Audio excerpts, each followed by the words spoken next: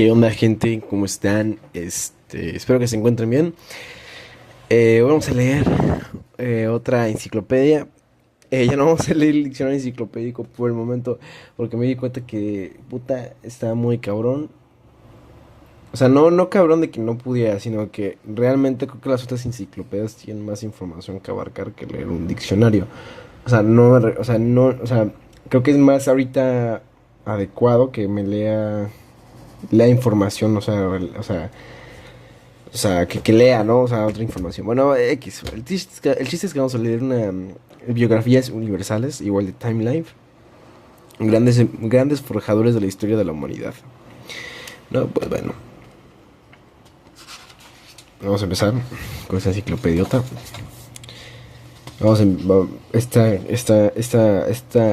Esta enciclopedia viene desde Alto hasta García Lorca. Federico García Lorca, ¿no? Por si no sabían. Ok. Prólogo. Desde la antigüedad fueron 7 las ciudades que se disputaron ser su patria. En su figura confluyen la realidad y la leyenda, hasta el punto de que su propia existencia histórica ha sido puesta en tela de juicio. ¿Existió en realidad el poeta Homero? ¿Dónde fueron trasladados los restos de Stalin? ¿Quién fue el amante del almirante inglés Nelson? ¿En qué disciplinas brillaron personalidades como Rulfo, Levinas, Curie o Franklin? ¿Cuántos de los referentes de la humanidad todavía viven y siguen produciendo en la política, las artes y las ciencias? Muchas veces nos hemos hecho estas y otras preguntas. La respuesta no es sencilla, porque cuando diariamente hablamos de los acontecimientos actuales o de la historia, ya sea reflexionando sobre la cotidianeidad o sobre el pasado, tenemos la sensación de que la vertiginosa actualidad o la mirada coyuntural triunfa en todos los casos, como si el tiempo fuera una simple sucesión de hechos.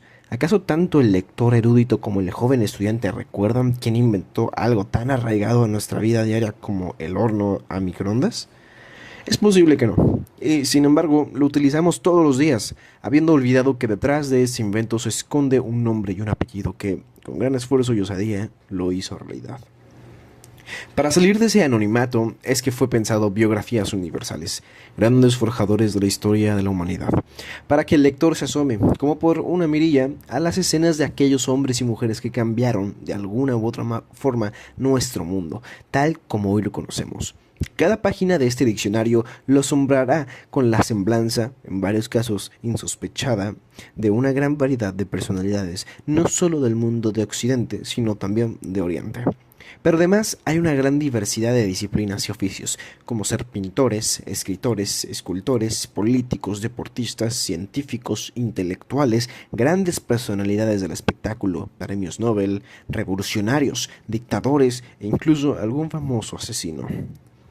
Al recorrer esta obra, además, se podrá apreciar una especial atención sobre las biografías de personalidades contemporáneas, por lo que cabe destacar el empeño puesto en la actualización de los datos hasta el último día de edición, para poder brindar la información más reciente y actualizada de fechas y eventos. Asimismo, se hizo hincapié en recopilar la mayor cantidad posible de biografías de personalidades latinoamericanas, artistas, científicos y políticos del siglo XX y del siglo XXI. Pueblan las páginas de la obra, generando de este modo una fuente de consulta imprescindible tanto para el alumno como para el profesional que necesitan estar informados de manera confiable y actualizada. La actividad política de nuestra región no es tarea fácil de reseñar. No solo es dificultoso conseguir datos fehacientes, sino que la proximidad respecto de los acontecimientos y la necesidad de volcarlos de forma objetiva constituyen un importante desafío que distingue a este moderno emprendimiento enciclopédico. Con el propósito de facilitar y agilizar las consultas de los lectores, cada biografía está ordenada alfabéticamente por apellido, aunque en los casos en que el biografiado es conocido por su seudónimo o diminutivo, se le encontrará según dicho criterio, y a continuación, y entre guiones, se detalla su nombre completo. De acuerdo a los criterios contemporáneos, este diccionario enciclopédico viene acompañado de su edición en CD-ROM, que permite realizar búsquedas de manera automatizada, tanto a partir de entradas preestablecidas como bajo la modalidad de texto libre. En sus dos versiones, impresa y en CD-ROM, la Organización de Biografías Universales, grandes forjadores de la historia de la humanidad, fue diseñada para realizar dos tipos de búsqueda, una rápida y aproximativa y otra más exhaustiva.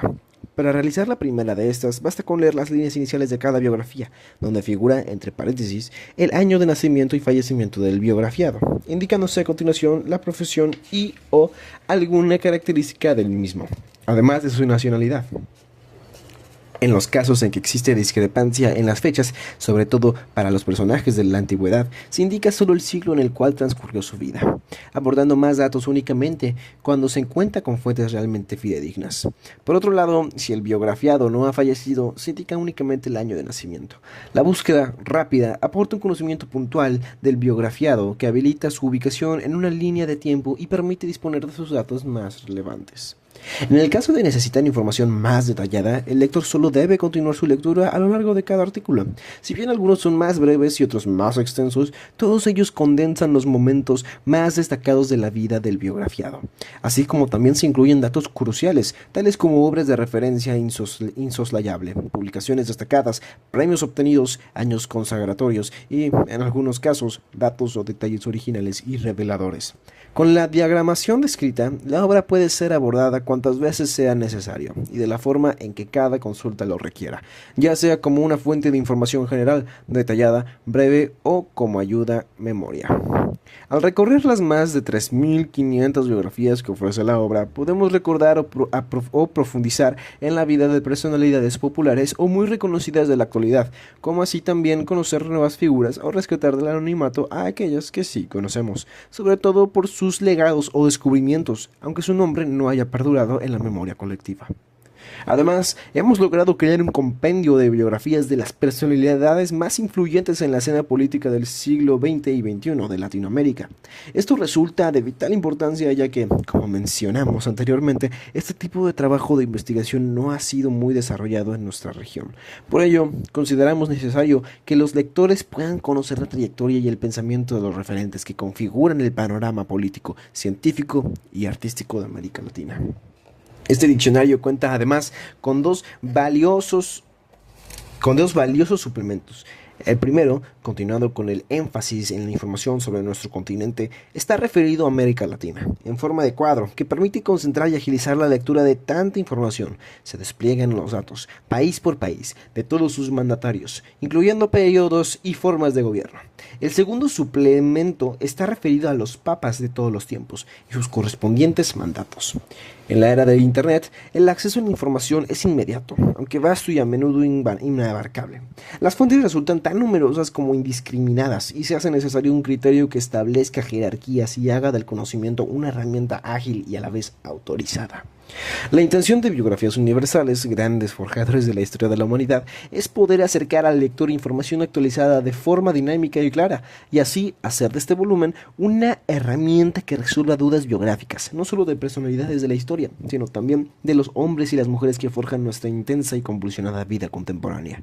Se escribe así, con esta obra, el jalón más reciente de la larga tradición de diccionarios biográficos en español, que comenzará en 1735, cuando el rey Felipe V aprobó la creación de la primera de estas joyas de la literatura.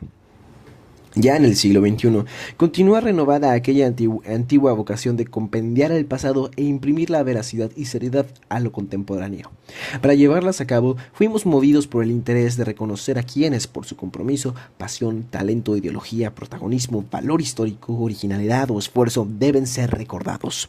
Y si pensamos en la necesidad de permanecer en la memoria, nada mejor que el testimonio escrito que trasciende los siglos bajo la forma de un diccionario que, esta vez, nos acerca a diversos testimonios de los personajes más destacados de la historia universal, por los editores. Y bueno, yo creo que vamos a empezar de una vez. La verdad, me gustó bastante. Yo creo que le vamos a dar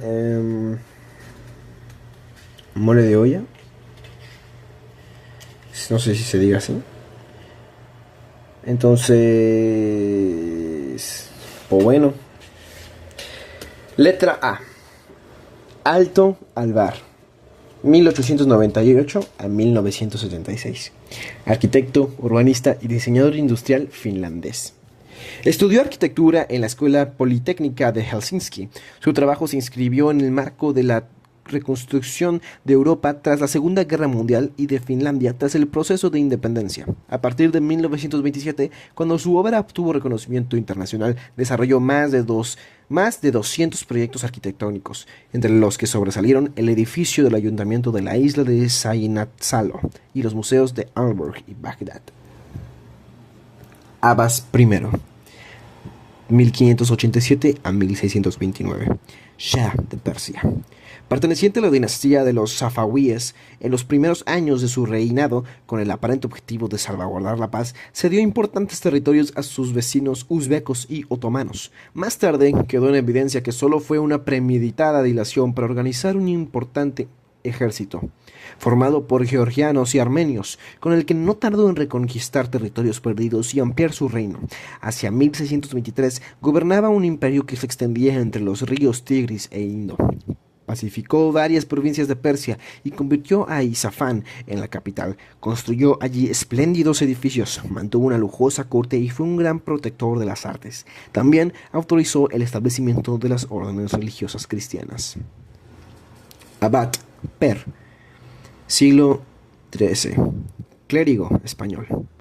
Asistió a la toma de Sevilla, que conmemoró con algunas poesías alabadas por el rey Fernando III.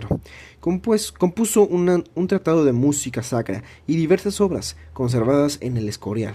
Su nombre se hizo célebre por aparecer en el explicit del único texto escrito que se conserva del poema Cantar de Mio Cid, 1307. Sin embargo, puede deducirse que no se trata del autor de la obra, sino del copista que fijó el poema en pergamino. Abe Ernst, o Abe Ernst, 1840 a 1905. Físico alemán. Profesor de física en la Universidad de Jena, 1870, y director de su Observatorio Astronómico y Meteorológico, 1878. Desde 1866 colaboró con el industrial Carl Zeiss en el perfeccionamiento de sus instrumentos ópticos. En 1872 desarrolló un sistema de lentes conocido como el condensador de Abe, que lograba hacer converger la luz hacia el objeto observable del microscopio. Entre sus aportes es de especial importancia la llamada relación de senos en el campo de la óptica teórica.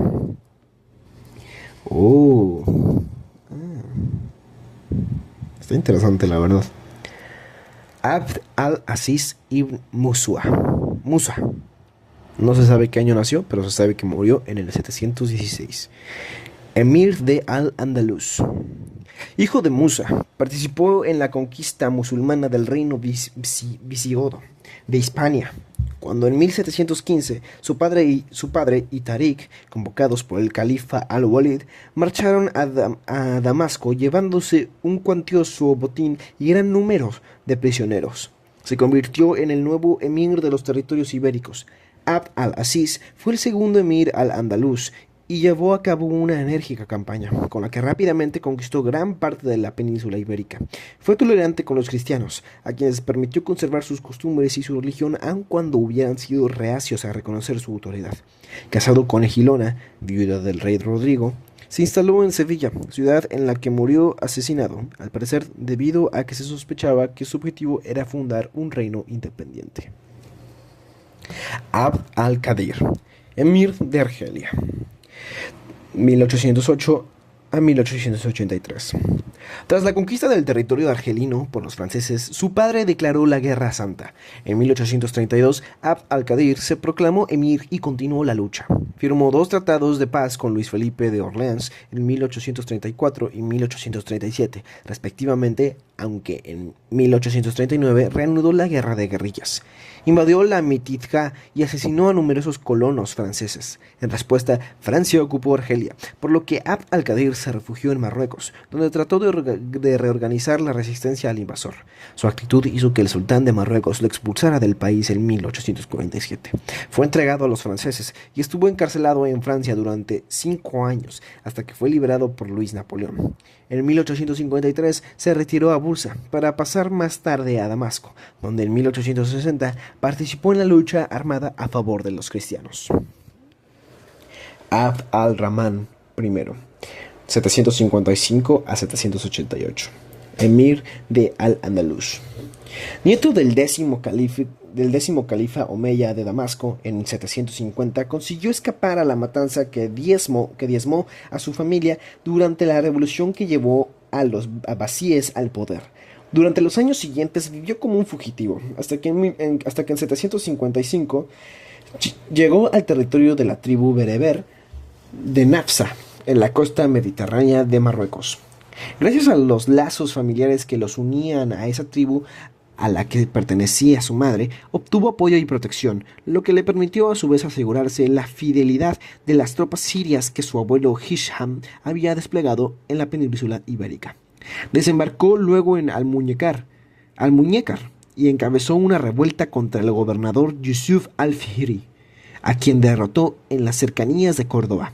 Se proclamó así emir de Al-Andalus e inició un reinado de 33 años que llevaría a consolidar una entidad musulmana independiente del califato.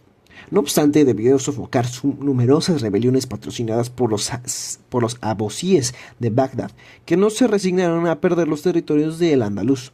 Entre ellas, la más importante fue el levantamiento de diversos caudillos árabes del nordeste peninsular, en 777, que contó con el apoyo de Carlomagno, aliado de los abasíes.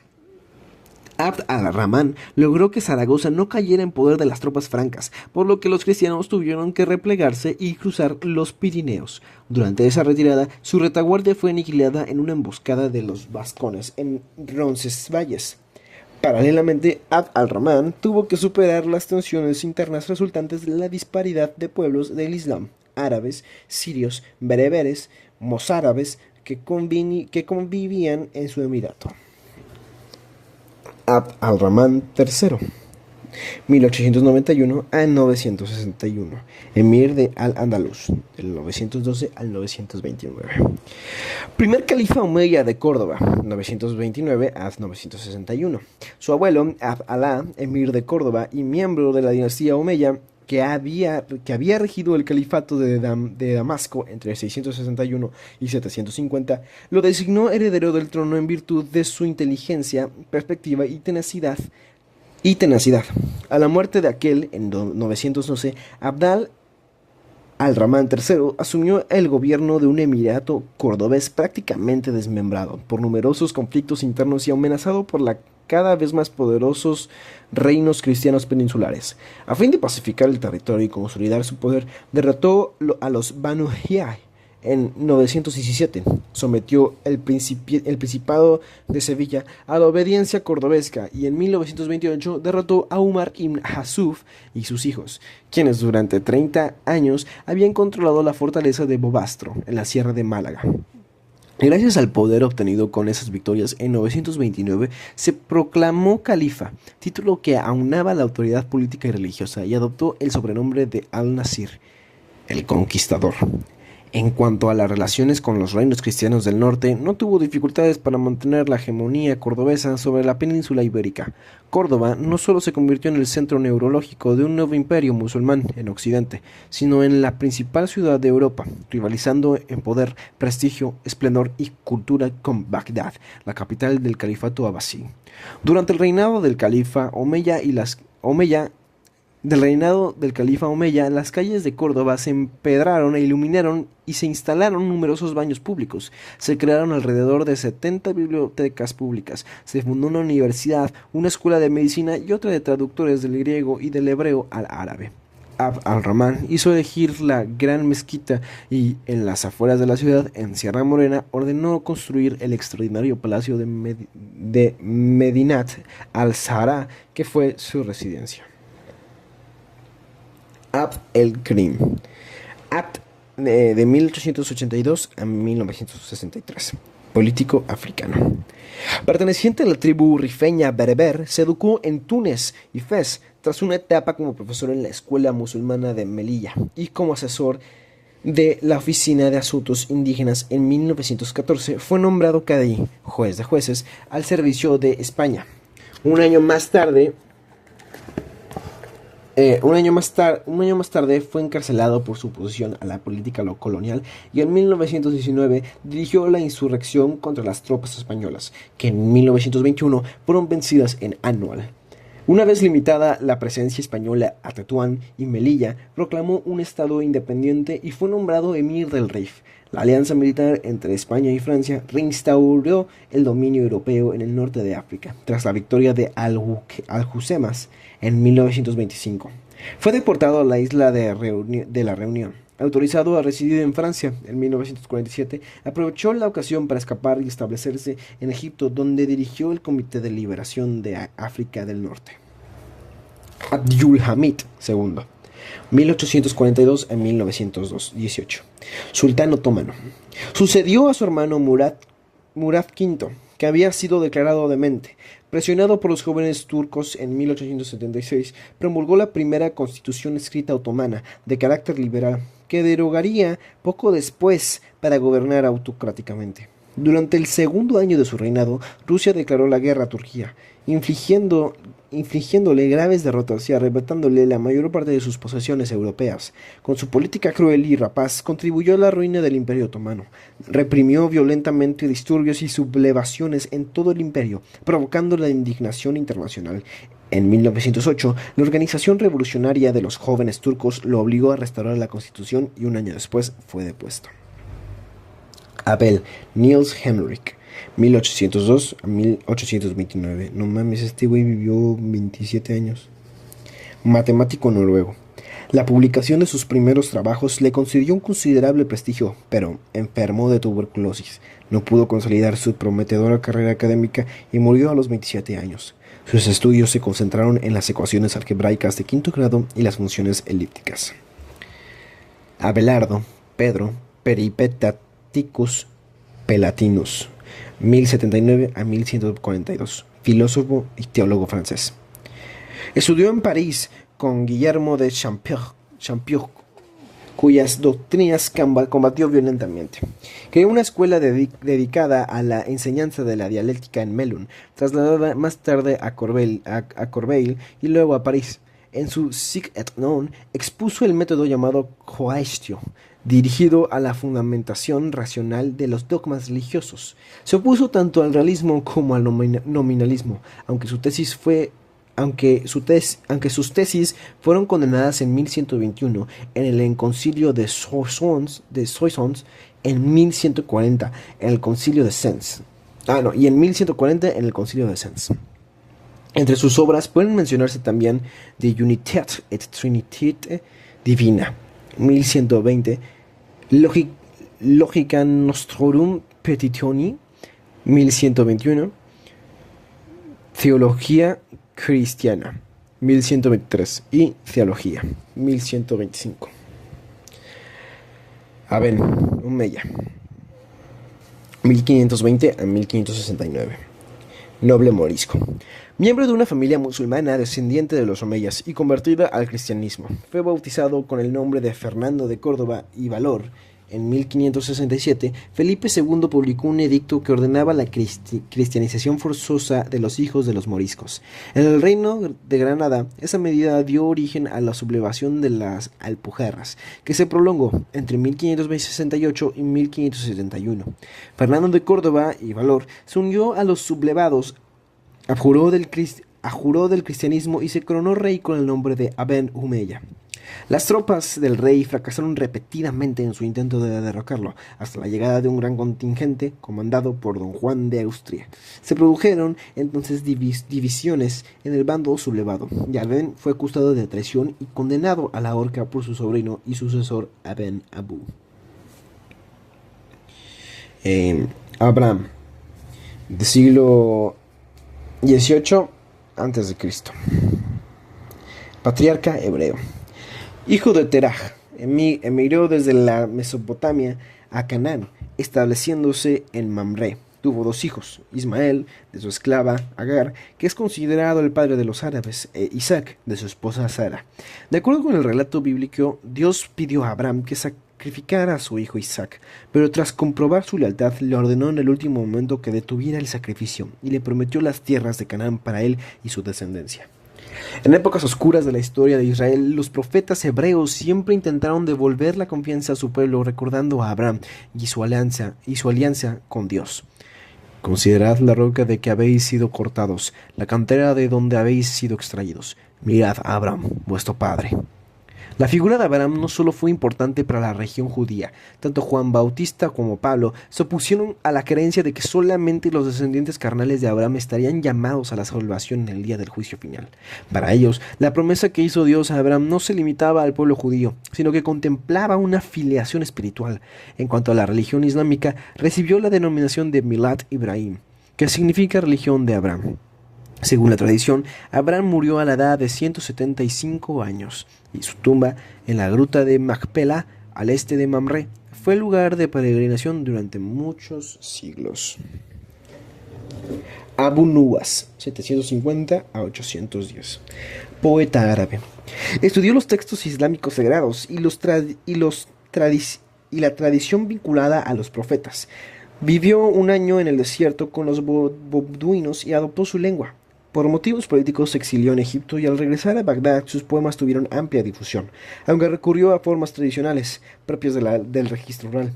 Sus versos solían describir un ambiente urbano. Sus composiciones más célebres fueron las más innovadoras, en las que cantó al amor y al vino, alejándose de la tradición beduina. Fox, no sé por qué estoy leyendo tan mal. Okay. Adolphe Charles, 1803 a 1856, compositor francés. Aunque dedicó prácticamente todo su esfuerzo creativo a la ópera, su obra más recordada es el ballet Giselle, 1841, paradigma del género en la Francia del siglo XIX.